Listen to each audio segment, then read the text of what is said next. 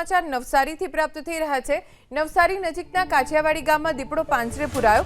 વાડી વિસ્તારમાં પાંજરો ગોઠવવામાં આવ્યું હતું। આખરે દીપડો પાંજરે પુરાઈ ગયો। છેલ્લા 3 દિવસથી કાછિયાવાડી વિસ્તારમાં દીપડાએ ધામા નાખ્યા હતા।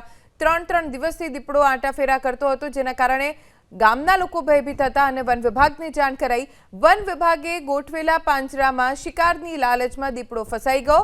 દીપડો પાંજરે આવી જતા ગ્રામજનોએ લીધો રાહતનો શ્વાસ।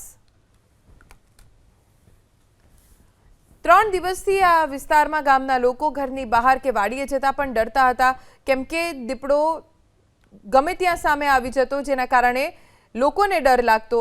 વન વિભાગને આ માટે જાણકારી આપવામાં આવી હતી, જેથી વન વિભાગે ગામમાં અલગ-અલગ સ્થળે પાંજરા મૂક્યા, જેમાં દીપડો ફસાઈ જતા ગામના લોકો ભયમુક્ત બન્યા।